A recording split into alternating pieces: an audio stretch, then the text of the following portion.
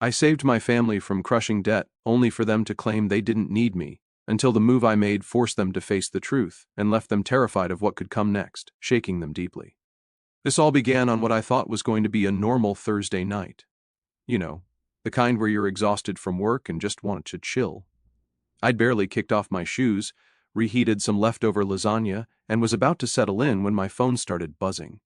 I glanced at the screen and saw it was Mom. Now, Mom's not the type to call just to chat. Usually it's about something important, like once every few months when the cable box doesn't work or she forgot how to access her email. So yeah, seeing her name pop up was kind of odd. I picked up, and the first thing I heard was her crying. "Elliot, we need you," she managed to get out. Her voice sounded like she'd been crying for hours. "Please, can you come over now?" I didn't even stop to ask why. It was one of those moments where your gut just knows something is wrong. I grabbed my jacket, slid on some sneakers, and bolted out the door. My heart was racing the whole drive over, and I was running through a mental checklist of what could have gone so wrong that Mom, of all people, was crying. When I got to the house, it was heavy. That's the best way I can describe it. Everyone was there: Dad, Vanessa, 28, female, Colton, 26, male, Rachel, 22, female, and even Grandma, who looked like she'd aged 10 years since I'd last seen her. The living room where we all grew up watching movies and fighting over snacks now felt suffocating. Dad was sitting on the couch looking concerned and staring at the carpet like it had all the answers. Vanessa was pacing, chewing on her nails. Colton was slouched in the recliner avoiding eye contact, and Rachel was curled up in the corner with her arms crossed. Grandma, my rock, was hunched in her chair, looking smaller than I'd ever seen her. "Elliot, sit down," Dad said, his voice tired. I could tell just by his tone that whatever this was, it wasn't small. Turns out the family was in deep, they were drowning in debt. We're talking massive, can't sleep at night kind of debt. Every credit card was maxed to the limit, the mortgage was overdue for months and barely hanging on by a thread. They'd been trying to hold it together, but things had just spiraled way out of control. And as if that wasn't bad enough, Vanessa, my older sister, had secretly taken out a personal loan to cover some emergency expenses. She was standing there as Dad explained everything to me. She looked ashamed. But what were those expenses? Nobody even knew at the time. Now the collectors were hounding them day and night, non-stop calls and letters. To make matters worse, the bank had sent a foreclosure notice, and the house we all grew up in, the one packed with every family memory, was on the chopping block. It felt like their entire world was crumbling, and they were running out of time to fix it. It was a lot to process. I just sat there listening as they explained how they'd tried everything they could think of, selling stuff, cutting back on expenses, even asking relatives for help, but nothing worked. "We've done all we can," Dad said, his voice breaking. "I hate to say that, but we don't know what to do." There was this long pause where everyone was just looking at me. I don't even know why, but it felt like the weight of the entire situation landed squarely on my shoulders. Now here's the thing. I'd been saving for years. I worked my butt off at a pretty stable job and had a nice little chunk of money tucked away. The plan was to use it for something big, life-changing big, but I'd always kept it to myself. Seeing my family like that, broken and desperate, I didn't even think twice. "I'll help. Don't worry," I said. Over the next few days, I made it my mission to untangle the mess. I cashed out $70,000 from my savings, which was a massive hit, but I figured it'd be worth it. I started by paying off the most urgent debts, stuff like credit cards and utility bills, to stop the calls and letters. I even met with the bank to renegotiate the mortgage so they wouldn't lose the house. Vanessa's loan was tricky, but I covered that too, just to get the collectors off their backs. By the end of it, things were stable again. The family wasn't entirely out of the woods, but at least the house was safe and they had room to breathe. The reaction I got from them made it all feel worth it, though. Dad hugged me, a real tight hug, which is not the usual him. "You're the hero of this family," he said proudly, and for once I actually felt like I mattered to them. Mom cried, but this time it was happy tears. Even Vanessa, who's usually too proud to admit she needs help, said, "Thank you, Elliot. I don't know how to repay you." For the first time in forever, I felt appreciated, like I wasn't just the quiet one of the family who always stayed in the background. I thought that moment would stick, that maybe this was a turning point for all of us. But oh boy, was I wrong. At first, things seemed fine, actually better than fine. I felt like I'd made a real difference. Every time I dropped by, the tension that had hung over everyone seemed lighter. Dad was back to tinkering in the garage. Mom wasn't glued to the couch stressing over bills, and even Vanessa smiled a bit more. It was nice, but it didn't last. After a few weeks, the warmth started to cool off. Visits felt shorter, texts from the family became less frequent, and the gratitude that once felt genuine began to fade. I didn't think much of it at first. People move on, right? They were just busy getting their lives back on track, or at least that's what I told myself. Kept me grounded, though, was the surprise I'd been planning for years. You see, long before all this debt stuff happened, I had a dream to buy my parents a new car. Not some luxury sports car or anything ridiculous, just something practical and reliable but still fancy. Their old sedan, a clunky gray thing that groaned every time it started, had been on its last legs for years. That car was a running joke in our family. Dad called it Old Betsy. But Betsy wasn't running so much as limping. There was duct tape holding the side mirror in place, and the windows only rolled down if you smacked the buttons just right. I can't even count the number of times it broke down in the middle of nowhere. So I'd been saving for a replacement. It wasn't just about the car itself, it was about giving them something they didn't have to stress over, a way to say, "You've done enough for us, now let me do something for you." After the debt situation, I figured now was the perfect time. I started doing research. What kind of car would work best? Something spacious enough for family trips, but modern enough to make them feel proud driving it. I eventually landed on a crossover, fully loaded with features I knew they'd love: backup camera, heated seats, the works. It was sleek, silver, and brand new. The day I bought it, I was buzzing with excitement. I'd worked so hard for this moment, and I couldn't wait to see their reactions. My plan was all mapped out: drive it over, park it around the corner, and reveal it after dinner. I'd pictured the whole thing so many times. Mom tearing up, Dad grinning like a kid, and maybe even Vanessa and Colton giving me some actual props for once. Before heading out, I figured I'd give them a quick call to make sure everyone was home. Mom answered on the third ring, sounding a little distracted. "Hey, Mom, you guys going to be around tonight?" I asked, trying to keep the excitement out of my voice. Yeah, I think so. Why, what's up?" She replied like she was half listening. "Just thought I'd swing by, hang out, I said, playing it cool. "Okay, see you later then," she said before hanging up abruptly. No follow-up, no questions, just nothing. It felt a bit weird, but I brushed it off. Maybe she was just busy. The drive over was something else. I had the car cleaned, polished, and looking like a dream. Every time I hit a stoplight, I'd catch someone glancing at it, and I couldn't help but feel a little smug. I mean, this was a big deal. It wasn't just a car, it was a symbol of all my hard work, my sacrifices, everything I'd pushed through to get here. When I pulled up to the house, I slowed down, making sure no one peeked out the windows. I parked just a little down the street, far enough away to keep it a surprise, but close enough to be ready for the big reveal later. Walking up to the door, I felt like a kid on Christmas morning. But the moment I stepped inside, that excitement started to fizzle.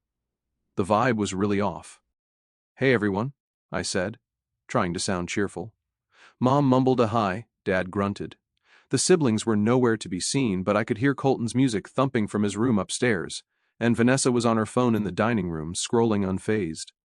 "Everything okay?" I asked, standing awkwardly in the doorway.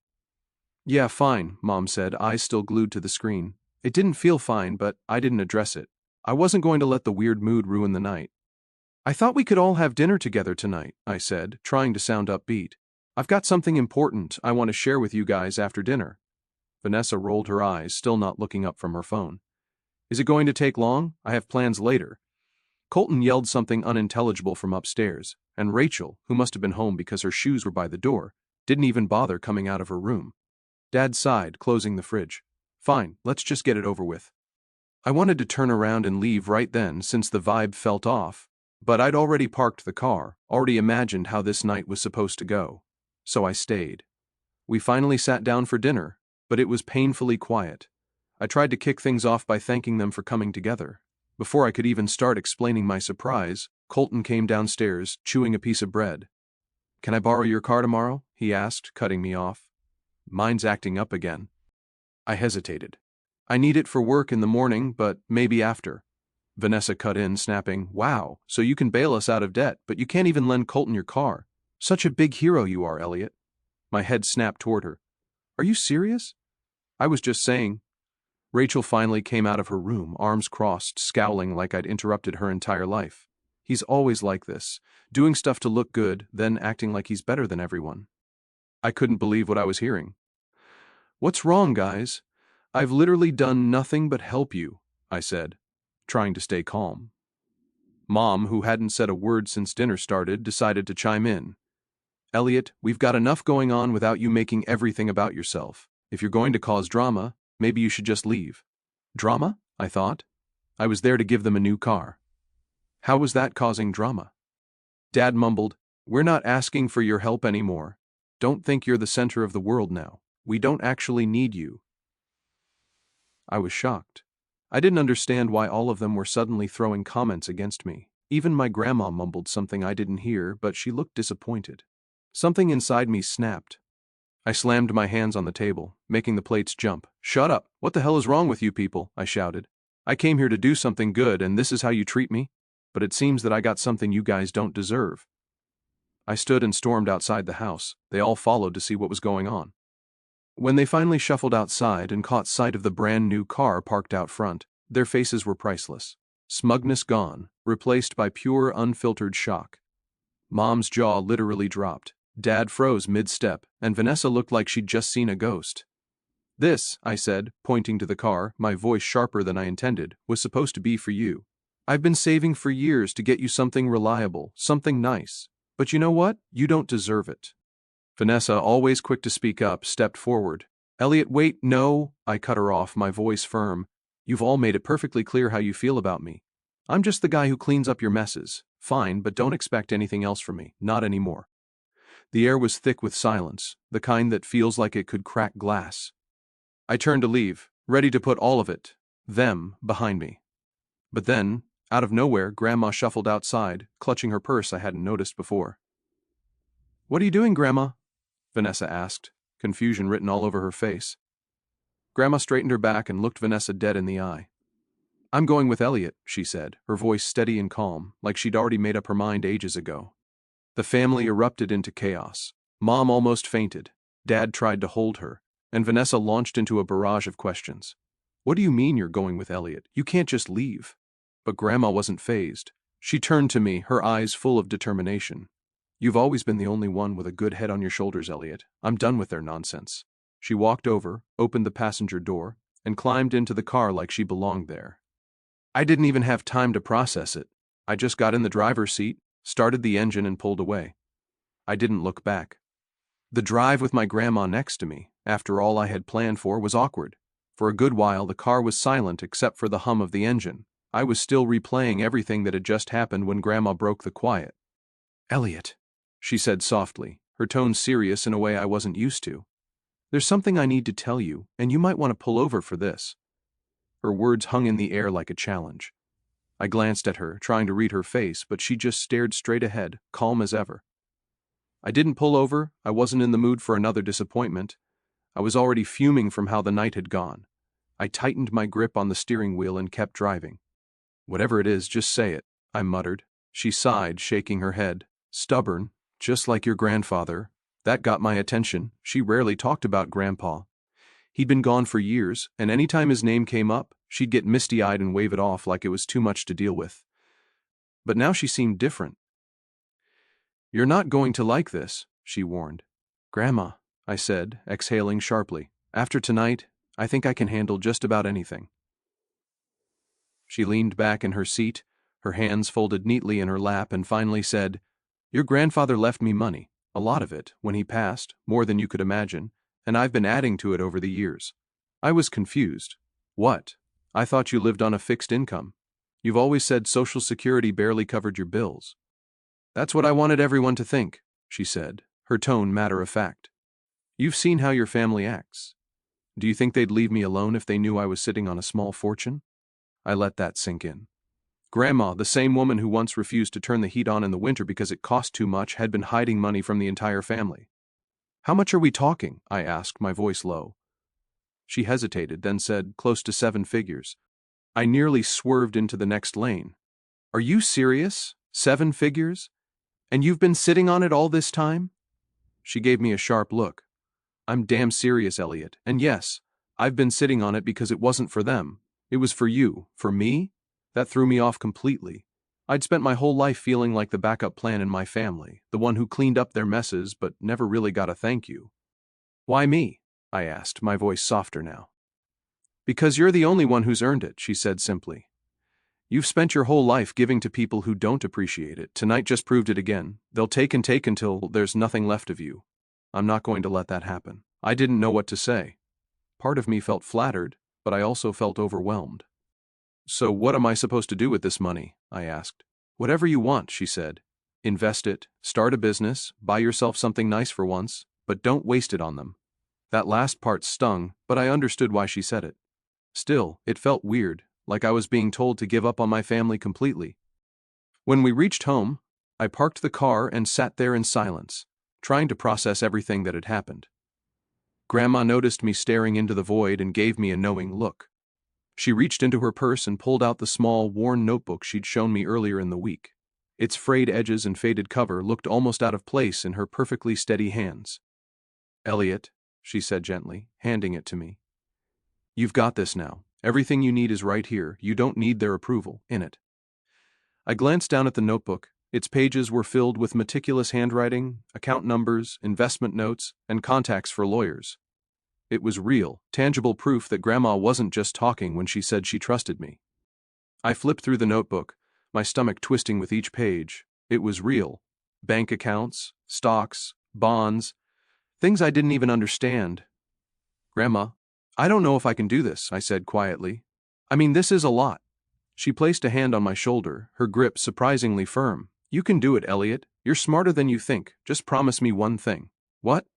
Don't spend it on people who don't deserve it, like your family. I know you have a kind heart, but you've seen how they treat you. They'll take and take until there's nothing left. This is for you, your future, your peace of mind, not theirs. Her words stayed with me for the rest of the evening. Then she got out and went inside the house, while I stood there staring at the car. The shiny, brand-new crossover that was supposed to be a gift. Now it just felt like a giant reminder of how badly the night had gone. I woke up the next day to find my phone blowing up. A flood of messages from my family had come in overnight. Mom had sent 3 long texts about how I'd embarrassed her. Vanessa posted a cryptic status on Facebook about some people needing to grow up, which was clearly aimed at me. Colton's was the worst. Just 2 words, you're selfish. Grandma noticed my expression. Let me guess, she said, sitting across from me with her coffee. They're blaming you for everything. Pretty much, I said, tossing my phone onto the table. Apparently, I'm the bad guy now. She sipped her coffee, unbothered. Let them sulk. They'll get over it eventually. But as the day went on, the calls started. First Mom, then Vanessa, even Dad tried. I didn't answer any of them, but it was clear they weren't going to let this go. By the afternoon, they were leaving voicemails, each one angrier than the last. So you think you're too good for us now? Mom's voice crackled through one message. After everything we've been through as a family, this is how you treat us? I felt like screaming. How was I the bad guy? I'd done everything I could to help them, and the one time I stood up for myself, they acted like I'd betrayed them. Later that evening, Vanessa showed up abruptly at my house. I opened the door and found her standing there. Can we talk? She asked, not waiting for an answer before stepping inside. What do you want? I asked, crossing my arms. She didn't mince words. You need to apologize. To all of us. I laughed, more out of disbelief than humor. For what? For trying to help? For buying a car for people who don't even care? For walking out on your family? She snapped. You think you're above us now just because you have some savings? Well, guess what, Elliot? Money doesn't make you a good person. I felt the anger bubbling up again, but before I could say anything, Grandma cut in. Vanessa, she said, her voice sharp. You have no right to be here, let alone demand anything from Elliot. You've spent years taking advantage of his kindness, and now you're upset because he's finally standing up for himself. Vanessa looked stunned. Grandma, that's not— Save it, Grandma said, standing up. I've had enough of your nonsense. Get out of this house and don't come back until you've learned how to treat people with respect. Vanessa's face turned red, but she didn't argue. She just stormed out, slamming the door behind her. I stood there, still reeling. Grandma, you didn't have to do that. Yes, I did, she said, sitting back down. It's time they learned they can't treat you like this. For the first time in years, I felt like someone was truly in my corner. The day after, I decided to ignore their calls. The messages started piling up even more. At first it was the same cycle. Mom's guilt trips, Vanessa's passive-aggressive jabs, Colton whining about his car, and Dad trying to act like the neutral peacemaker. He tried to call multiple times, but I ignored it. But then the tone shifted. They weren't just upset, they were angry. Elliot, you're acting ridiculous, Mom texted. We're family. We've been through so much together, and now you're just walking away like we mean nothing to you. I ignored it, or at least I tried to, but it was getting harder to keep my cool. Every notification felt like a reminder of how deeply they didn't understand me. Grandma, on the other hand, was the picture of calm. She noticed me pacing around the kitchen, phone in hand, and raised an eyebrow. Still letting them get to you, huh? They're relentless, I said, slamming my phone onto the counter. She sipped her coffee, unfazed. Let them be. They'll scream and cry and throw tantrums, but eventually they'll realize they can't control you anymore. But they didn't give up. And came the night where everything in my life turned upside down. That night, Grandma and I decided to get out for a bit. We ended up at a small cafe where she insisted on treating me to coffee and pie, saying we both needed a break. For a while, we just sat there talking and laughing. It was a rare moment of peace away from all the family drama. But when we got back home, the driveway was full. Vanessa's car, Colton's truck, and my parents' sedan were all parked there, taking up every available space. My stomach dropped. They really don't know when to quit, Grandma muttered, shaking her head. The second we stepped inside, the tension hit like a wall, and the ambush began. This has gone far enough, Dad said, standing in the middle of the living room like he was about to deliver a verdict. We're taking Grandma home. I set my keys on the counter, trying to keep my composure. She's not going anywhere, Dad. She made her decision. Mom stepped forward, her face tight with frustration. She's confused, Elliot. She's old. She doesn't know what's best for her anymore. Before I could respond, Vanessa pulled out a piece of paper and waved it in my face dramatically. This is a power of attorney form. We've already spoken to a lawyer. If Grandma's not in her right mind, we're taking control of her finances and decisions. That was it. I clenched my fists, my voice low and sharp. You're not taking anything from her. Grandma stepped forward, her voice clear and unwavering. You think I don't know what you're up to? She said, her voice loud and clear. I've been dealing with your nonsense for decades. Let me tell you something. You're not taking control of anything. I've already spoken to my lawyer, and everything I have is going to Elliot. Every last penny. There's nothing you can do about it. The room exploded. Vanessa started yelling about fairness, Colton accused Grandma of being manipulated, and even Mom and Dad looked stunned, like they couldn't believe she'd gone behind their backs. But the chaos stopped cold when Vanessa shouted, If you don't give us what we deserve, I'm going to tell Elliot the truth about his perfect little childhood. Everyone froze. I turned to look at her, my heart racing. What are you talking about? I demanded. Vanessa, don't, Dad said, his voice low and warning. Why not? Vanessa snapped. He deserves to know. Deserves to know what? I asked, my voice louder now. Vanessa crossed her arms, glaring at Dad. You're not his biological father, are you? Mom had an affair before he was born, and you just decided to raise him like it never happened. I couldn't believe what I was hearing. My chest tightened, and for a moment, it felt like the room was spinning. That's enough, Dad roared, his face red. No, it's not enough, I said, my voice shaking. Is it true? Dad hesitated, his eyes darting to Mom, who was now crying silently. Finally he nodded. Yes, it's true, but it doesn't change anything. I raised you. You're my son. I stumbled back, trying to process everything. My entire identity felt like it had been ripped out from under me. You lied to me, I said, my voice barely above a whisper. We didn't want to hurt you, Mom sobbed. We thought we were doing the right thing. I shook my head, stepping forward toward the living room. You didn't do it for me. You did it because it was easier for you. Vanessa looked smug, but Grandma wasn't having it. She stepped beside me, her hand on my arm. You don't owe them anything, Elliot, she said firmly, not after what they've done. I nodded, taking a deep breath before turning to the group. You've all crossed every line, and I'm done. Get out of my house, all of you. Mom gasped. Elliot, wait. Don't. No, I cut her off, my voice steady but cold. You lied to me, manipulated me, and now you're trying to control Grandma. You don't get to stay here and throw your guilt trips around. Leave now. For a moment they all stood frozen, their shock almost comical. Vanessa recovered first, her smugness replaced by indignation. You can't just throw us out like this. Watch me, I replied, crossing my arms. The door's that way. Dad stepped forward, looking like he wanted to argue, but Grandma raised her hand. Don't bother, Robert. He's right. You all need to go. With a few muttered protests and some glares thrown my way, they started gathering their things and shuffling out. Dad paused at the door. Elliot, don't do this. Don't let this tear us apart. I stared him down. You already did that when you lied to me.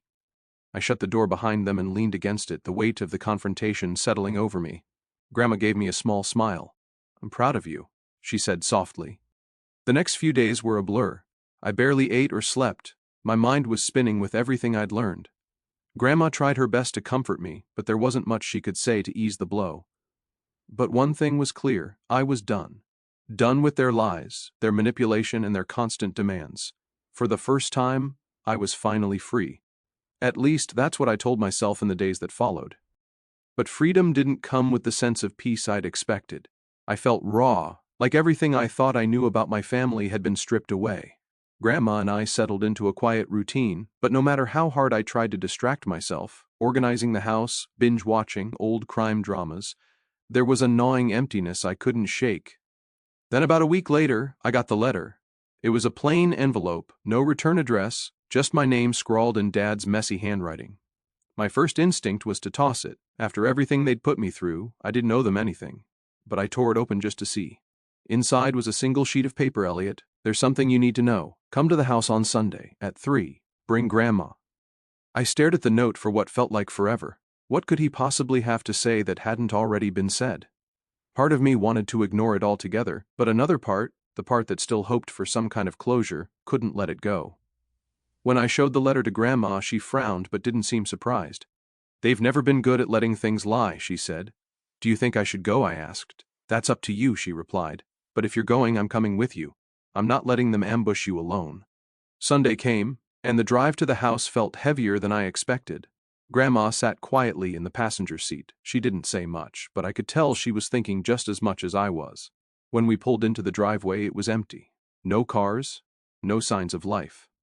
The windows were dark, the curtains drawn. I knocked on the door, no answer. Grandma tried calling Dad's phone, but it went straight to voicemail. We waited on the porch for over an hour, but no one showed up. "Maybe it's for the best," Grandma said. I nodded, but something about it felt wrong. Why go through the trouble of sending a letter if they weren't going to follow through? The following days were eerily quiet. No calls, no texts, no cryptic Facebook posts. It was like the family had collectively decided to go radio silent. I should have been relieved, but instead I felt uneasy.